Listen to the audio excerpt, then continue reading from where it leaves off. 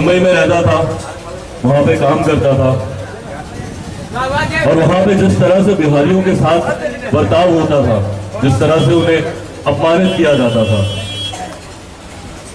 उस दिन मैंने ठाना कि वापस अपने प्रदेश जाऊंगा, अपने साथियों के साथ काम करूंगा और बिहार की खोई हुई शान वापस लेकर आऊंगा।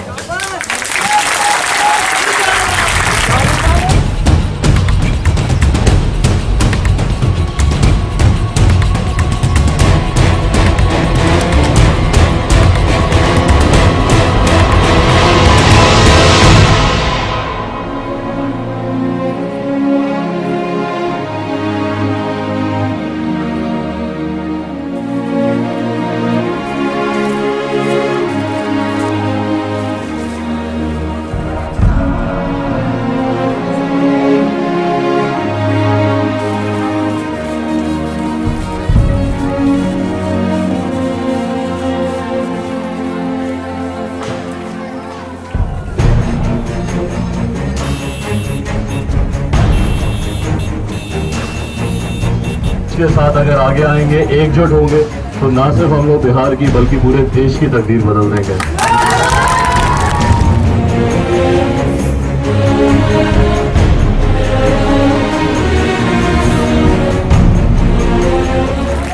दिल्ली में एक रेप का कांड हुआ, बलात्कार का, मुंबई में अभी हुआ, पूरा देश जला दिया गया उससे।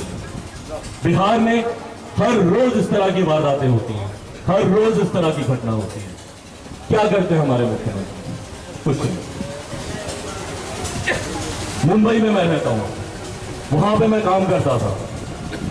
जिस तरह से वहां पे बिहारियों को गालियां दी जाती हैं, जिस तरह से वहां पे राज ठाकरे, वहां की शिवसेना की सरकार, जिस तरह से वहां पे लोग खुलेआम बिहारियों को गालियां देते हैं, बेइज्जत करते हैं, मारते हैं, पीटते हैं, क्या किया हमारी राज्य सरकार ने?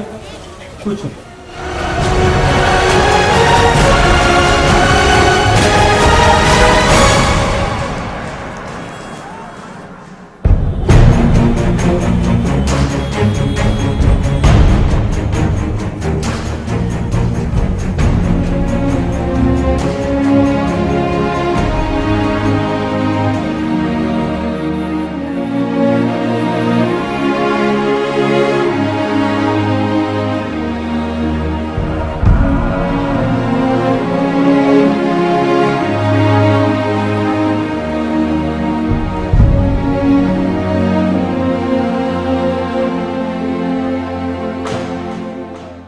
दिल्ली का कोई लड़का बिहार आता है पढ़ाई के लिए, तो हम ही लोगों को क्यों जाना पड़ता है?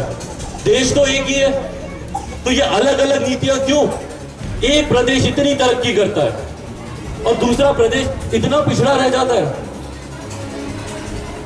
आप कहीं भी जाइए, दिल्ली, बंबई, कहीं भी जाइए, सड़कें देखिए, वहां की बिजली देखिए, वहां की पानी देखिए, वहां का।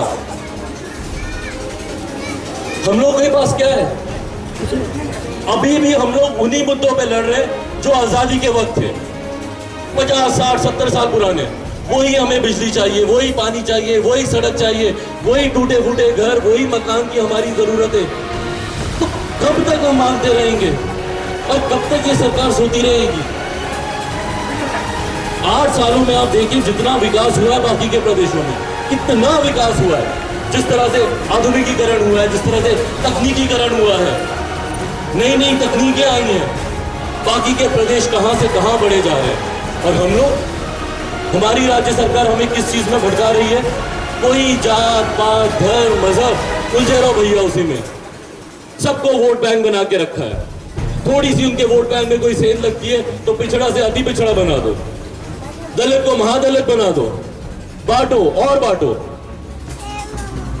और हम लोग बंटते रहते हैं।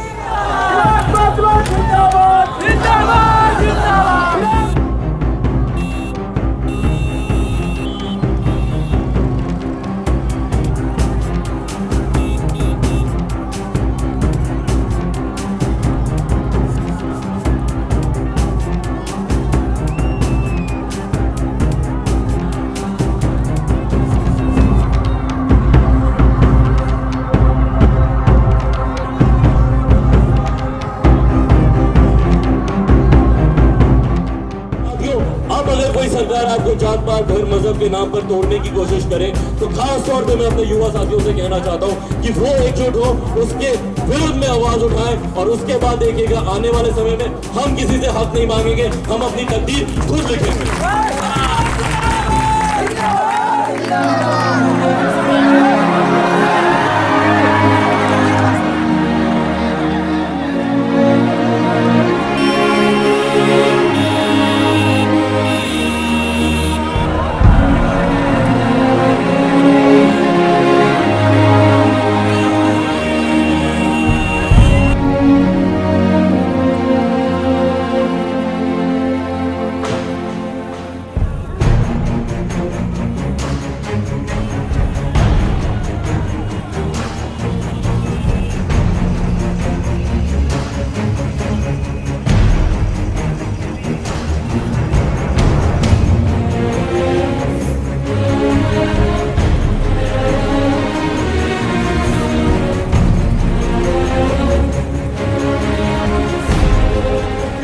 हर वर्ग, हर समाज, हर धर्म के लोग, हमें मिटाना है तो उस फर्क को मिटाना है। एकजुट होकर आगे आए, एकजुट होकर एक सुर में आवाज लगाए, अपने बड़ों के अनुभव से सीखें और अपनी नई सोच को उसके साथ जोड़ें। उसके बाद सही मायनों में एक विकसित व्यवहार आपके सामने आएगा। उन्हीं शब्दों के साथ अपनी बातों को खत्म करता हूँ। उसके लिए बहुत बहुत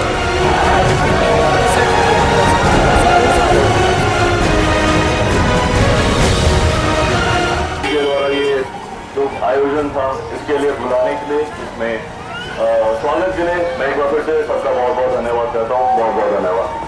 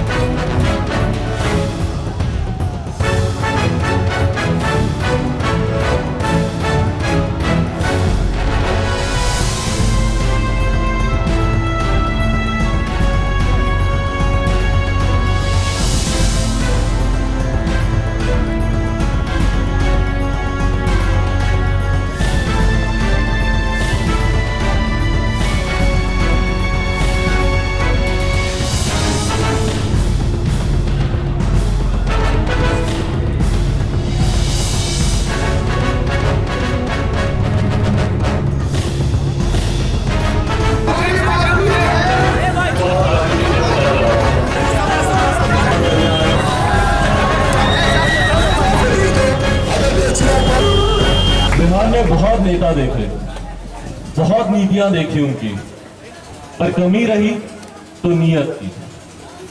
किसी में नीयत नहीं है प्रदेश के लिए काम करने की, किसी में नीयत नहीं है प्रदेश का विकास करने की। हर स्तर पर अगर आप देखें, यहाँ पे सिर्फ घूसखोरी, भ्रष्टाचारी, सिर्फ यही फैला हुआ।